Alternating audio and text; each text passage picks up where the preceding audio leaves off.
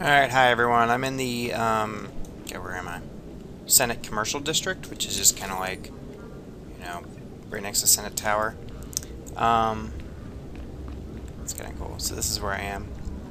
Anyway, I wanted to point out a few things. This game does have you rest. So as you see down here, I have a little green bar, and it says like a little bit of it's rested. It says I'm in a rested state, and while in rested state, you gain double XP. You can get into a rested state by logging out in the game in a cantina. So like, in I guess like an inn or something.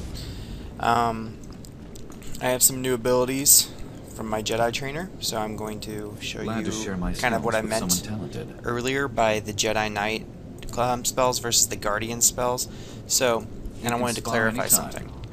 When you pick your Guardian or Sentinel or one of your two advanced classes, you don't get the same talent tree. So like, let me point, each advanced class has their own set of 3 talent trees. So for the Jedi Knight class as a whole, there are 6 talent trees, and I only have access to 3 of them by picking the Guardian. At least that's what I think, because all these spells for like this vigilance damage seem to be like doing damage with one weapon. So this one kind of looks like it's, I'm sure one of these is like PvP or something. So I think this one might be PvP. Yeah, increase critical strike, total strength, endurance, increases the leap, yeah. Well, actually this one might be PvP. Anyway, whatever. I'm sure one of these is like for DPS in a raid, one of these is for DPS or PvP, and this one's for tanking. So, just in case you were curious about that. So when I go to get my abilities, there's the Jedi Knight abilities that I upgrade, so like they have a money cost, they require levels, so I can look at them all by like all of my abilities. And I think level 50 is the max. And then so I got a new for sleep, and it automatically changes down here.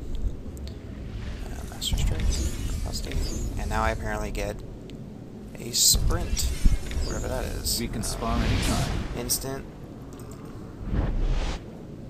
Oh, that's cool. Okay. Well, that'll help me move around a little bit easier. I was just complaining about running. So, there are travel abilities. Anyway. So those are my Jedi Knight abilities. The Jedi Sentinel will get those same abilities, but I am a Guardian, so I have special abilities. So let's see what I got here. Guards the target while it remains within 15 meters, while after the target is 5% less damage, it generates 25% less threat. Addition, 50% of all. Oh, so this is like one of those warrior abilities that like lets me target one of my teammates and guard them, so.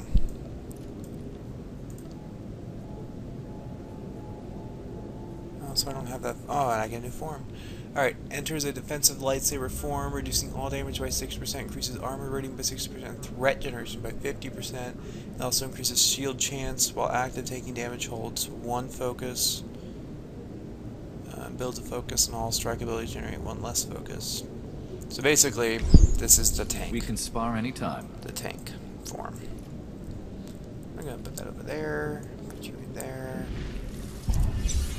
So now I have an ability that only works. So I guess I could guard her, right? Does she get like a buff then? Let's see. Okay, so if one of my that's cool. Okay, so now I'm a much better tank. If a DPS decides that they are going to do all sorts of threat, I can throw that on them, and I'll generate the threat. Plus, I generate more threat, and I have more armor now. So let's see. Yep, and I've got some pretty decent damage reduction. Also, a little funny joke. This is less covering than my other outfit, which makes it's funny because it's heavy armor. But anyway, all right. So there we go. Tank form. Just kind of a little insight into like what kind of spells you're going to get that are different, and how the advanced classes will play differently.